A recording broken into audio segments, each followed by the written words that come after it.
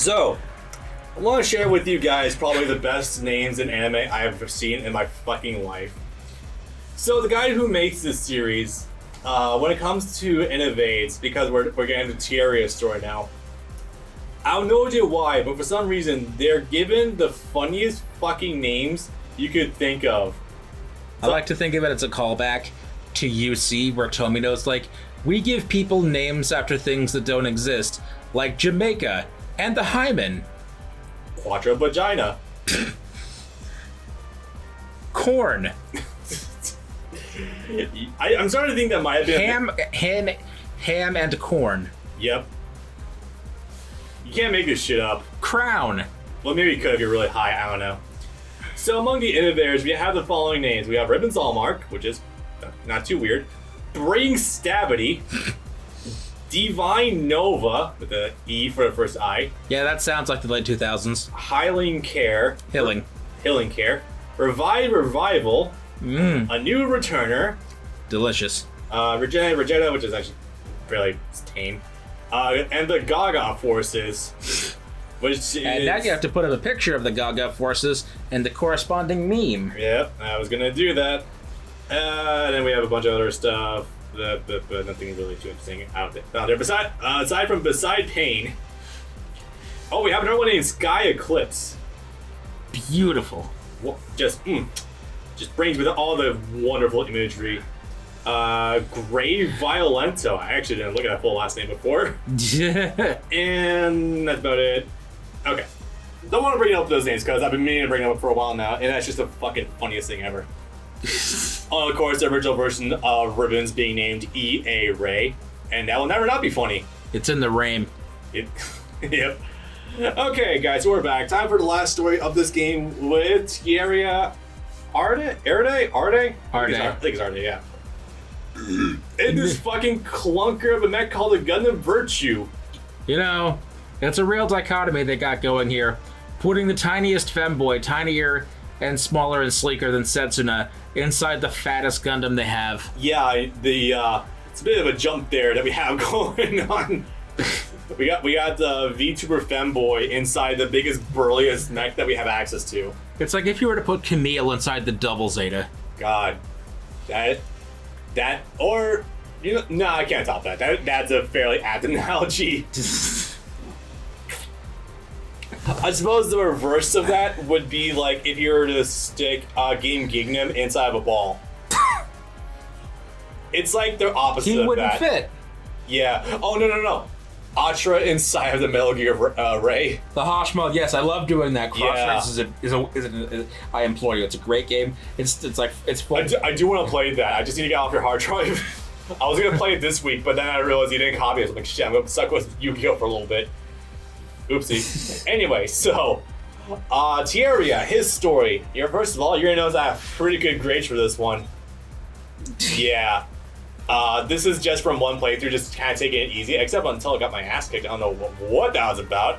Oh wait, no, I remember what that was about. His final boss, the final boss for this entire playthrough we're gonna have is Coleslaw. Not joking, the final boss that Tieria goes up against is Coleslaw. He gets his shit kicked in. It's wonderful in all the wrong ways. Coleslaw finally gets his dues. No, I'm not counting Gundam build divers because what the hell? Because what the hell is a Gundam build? Would you ever actually watch Gundam build divers? If I make it to the point where I actually sit through all of Build Fighters and its attached OVAs and what the hell is it called? Gunpla Builders, the beginning G. Then yeah, sure. At that point, I guess I'm obligated to. just to kill off the bitch. Why not? Because at that point, short of SD Gundam, which, no, that's not Gundam in any way, shape, or form, I will have literally killed off the entire Gundam franchise. Yeah.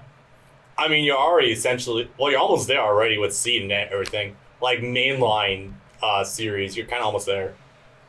It has been a hell of a 2 years. You too can add yourself to the pantheon of people who have annihilated the series. But you know, there are people that are like, yeah, sure, you've watched 700 episodes and a dozen OVAs and it's like 6 movies.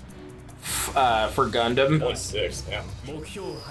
For Gundam, and that's still a lot. That's literally over 40 years worth of anime. But you're still a mech toddler. You haven't watched Macross or Mazinger or Getter Robo or all this other crap. You haven't watched all those. So, the main shooting weapon for Tieria is this giant fuck-off, fat, chunky motherfucking laser beam. And you want to know what the charger version is? Death. It's liquid fucking death. This is like the laser version of the fucking GPO2 right here. The one that shoots fucking nukes. This thing's great. I love the Virtue Gundam so much. Astounding. It's such a fat fucker, but I love it to no end. This thing literally carried me through the entirety of Score Attack, and you could probably see why. Even more so than the Double O. I have to imagine that the Nodley is tied specifically to your level 4 or to your Trans Am. Actually, there's a funny thing about that. The Nodley is actually... I don't know about Is it your level 2? I'm not sure about the Virtue, but it's a separate mech actually, and you do play as it. Really? Yeah, it's a I guess that makes sense. It's a separate mech you can play as, and it's not like a gimmick thing or anything. No, it's a full-on mech, and it might be the most broken one in the game actually from everything I've played so far. Yeah, that checks out. Okay, so its charge attack I've been showing so far, it's essentially the Wing Zeros. Like the 360 spinning laser attack. It's amazing. It's that. I'm not even kidding. Okay, let's start showing out these fucking supers. I'm gonna do the. Also, if you watch the physical attacks, sometimes he's hitting them with the one of the energy swords he has in the holster. But oftentimes he's just hitting them with the laser cannon. Just bashing over the head. Yeah. With a steel 2x4. Oh, I don't think I've seen him before, actually. Yeah, he just brutalized a bunch of, the hell are these? These are Nax. No, these are HRL's Max. I don't know what the hell they're called. I don't know if I have a name. Tieran. These are the Tierans, are they? No, the Tierans are the chunky boys. Yeah, these are, I'm not sure. I guess I don't know what their regular grunt suits are. 3, 4, I think. Alright, you know what? I'm just gonna kill these off with the level 2. Because once you start getting to the height, unfortunately the thing about the Virtue is that a lot of the attacks are kinda samey, where sometimes you'll use like the rocket launchers attached to the shoulders, but most of the time it's generally just the giant fuck-off laser cannon. Which makes it a little linear in some regards, but I mean, come on, I could say no to a giant fucking Kamehameha. It's the high mega cannon. And this is where the matching comes in. Oh yeah, that reminds me. So, did you know or not know that all of the Gundam Age models actually have attachments that turn them into separate versions? I actually didn't know that.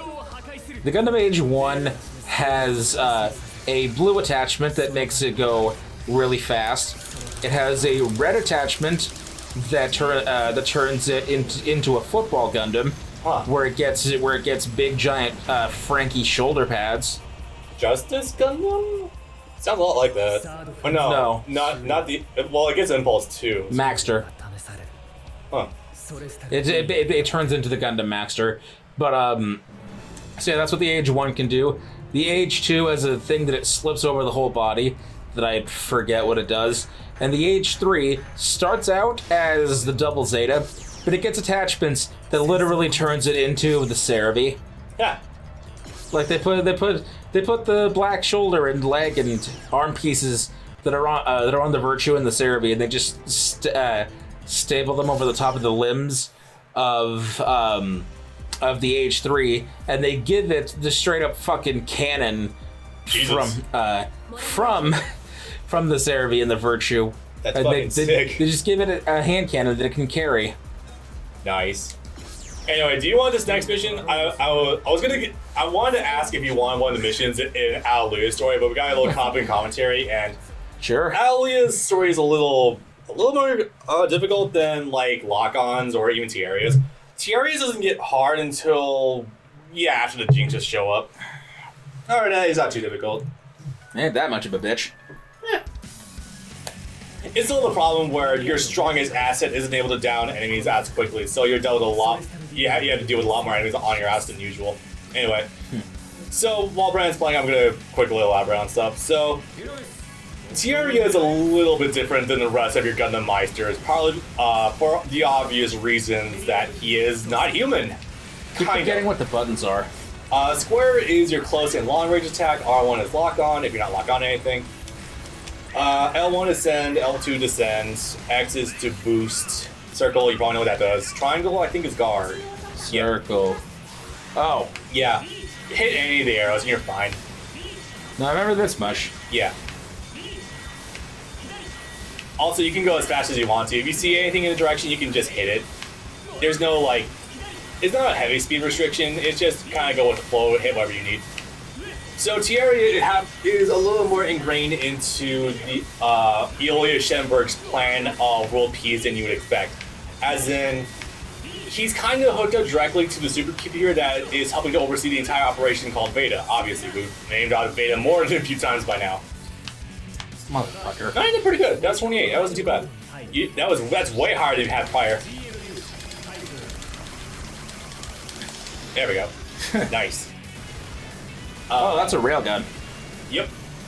So with the big fuck off teeth. Yeah.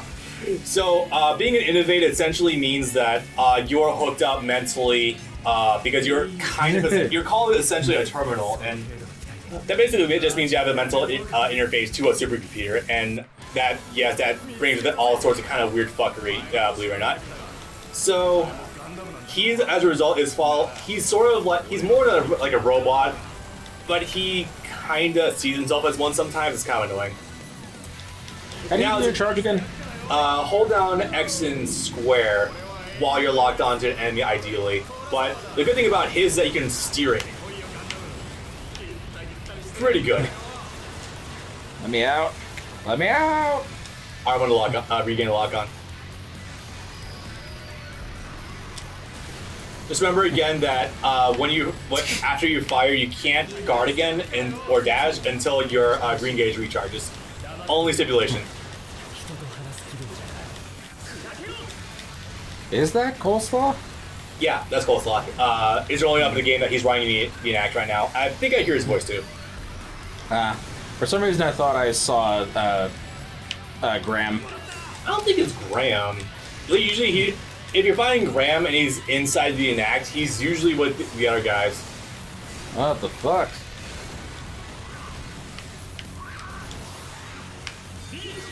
I forget that's there sometime. Yeah. So, as a result, Veda is deeply loyal to Veda's Eolia Shenberg's plan for world peace, obviously, and just a world without war. That's like the whole crux of it. It's not anything too heavily complicated. Unfortunately, the personality of the other Gundam Meisters happens to sometimes put the plan in potential jeopardy, as in slow him down or outright halt the plan. And he gets a little testy about it. Often in Season 1, as in he holds guns to Setsuna, I think he holds a gun to Lock-On once. Hallelujah, definitely. He takes exception to him more than once because of the superhuman thing and everything. No, you're still doing good, don't worry about it. This is a different one, though. More gun!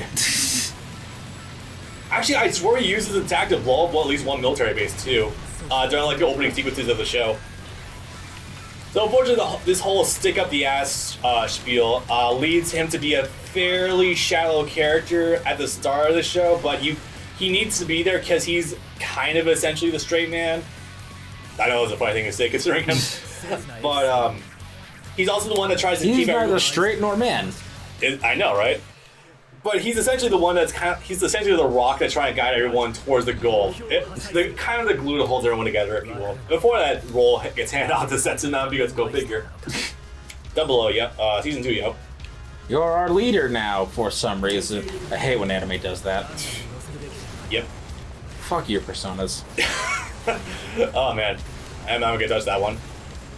We just met you literally a week ago, but for some reason, whenever you talk, we just all decide to listen. Yeah. I guess you're our leader, and we're gonna say that out loud, like that's not super awkward in English. Hey, leader. You have leader of a bunch of 16-year-olds. You have unbelievable charisma, even though you're a relatively silent dude and probably don't have a lot of social skills. It's okay. I don't know, weird shit.